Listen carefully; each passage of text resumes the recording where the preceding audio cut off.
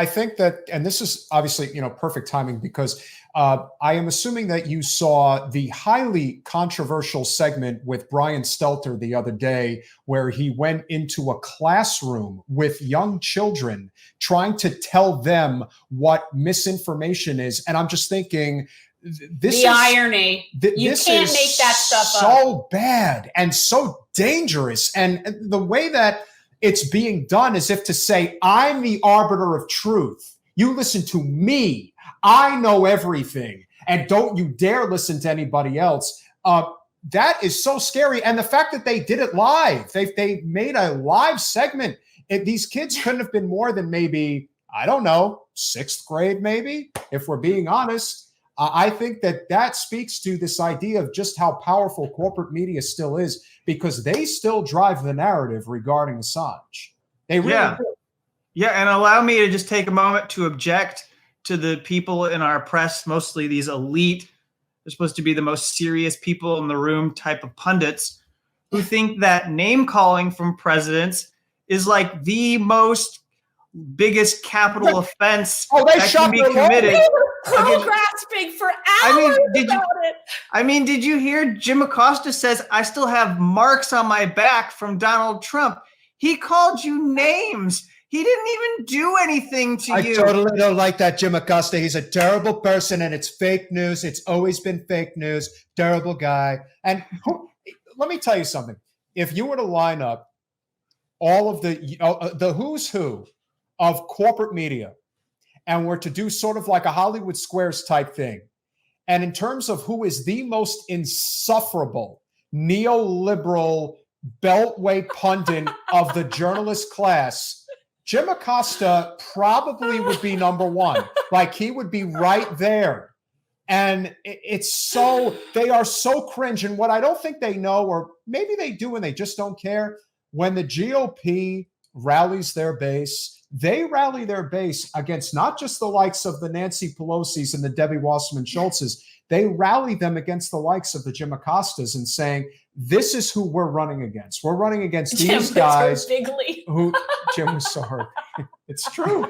I mean, do you see it that way? Do you see that corporate elitist journalist? I don't even want to call them journalists. They're not journalists. They're talking heads. They're stenographers. Would you say that there is some legitimacy to this idea that they are so disliked that they can actually move the needle politically when it comes to how people vote? Would you say that that's fair?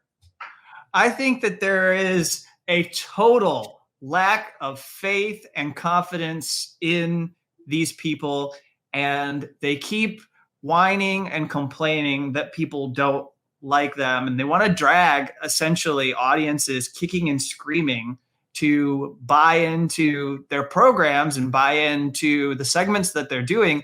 And if anyone, doesn't like them, they want to immediately put them in these buckets of like I'll just use a phrase that harkens back to the 2016 campaign, which, we all want to like purge from our memories, but that the basket of deplorables, like essentially that like all those people who don't like CNN should just be written off as people who are unjustified in their hatred and loathing.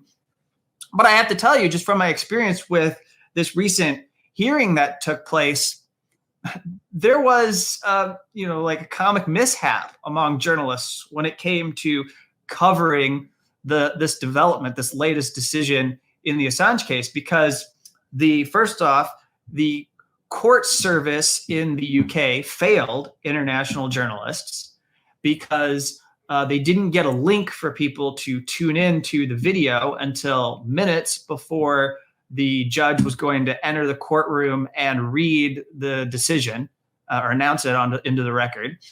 And then finally, when they opened it, there were errors happening. There was a white screen, or some people said they had a black screen. Whatever it was, they couldn't make it work.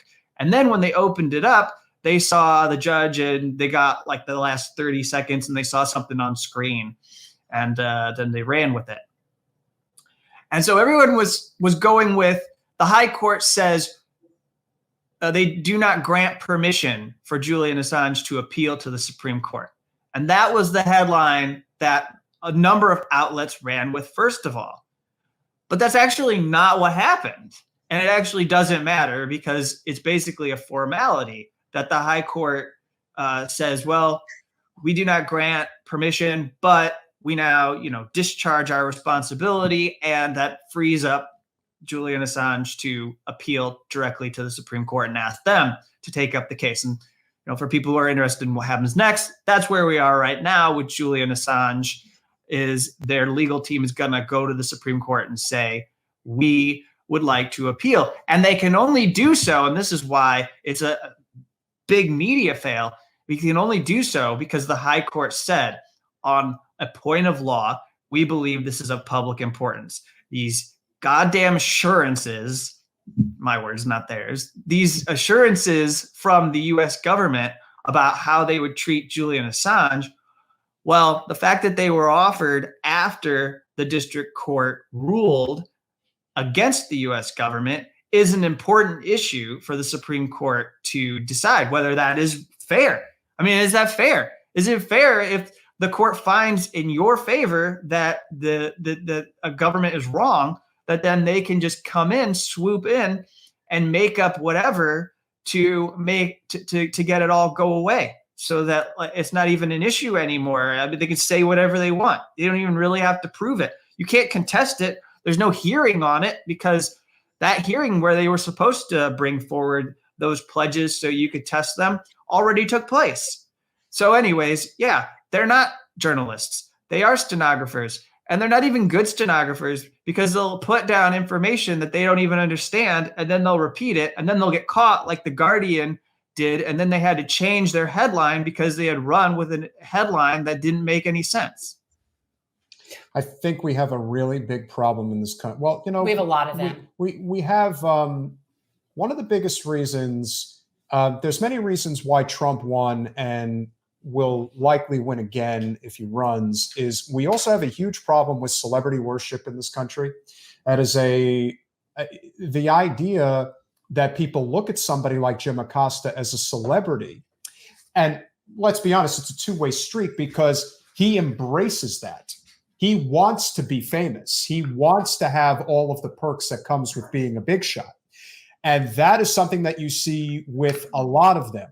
He just happens to be, out of all the ones that are guilty of that type of behavior, he may be the most guilty. And so right now, I think it's a matter of, what is going to be the end result of this? Because they're not going to do anything to hasten this process in terms of allowing Assange to go free. They may not fight it, but they're certainly going to leave it to, whatever is going to be the most drawn out process at this point. Yeah. How do you see this ending as of right now? No, it's not really, this has been a completely unpredictable odyssey for several years, but we may be seeing light at the end of the tunnel. How do you see it concluding? Well, so my belief has always been that they don't know how to publicly defend extraditing Julian Assange to the United States. And with all the press freedom groups that are opposed, with all the human rights organizations that are opposed, the only thing they really have going for in their favor is that there is total complicity within Congress. You can count on 2 or 3 of your fingers the number of people in both the House and Senate that have ever said anything that's that's not really fair. It's more than one hand. Bernie Sanders made a pretty clear statement. Senator Ron Wyden actually made a strong statement against Julian Assange being extradited, and I give him credit. He was good on the NSA when Edward Snowden, you've had him speak out.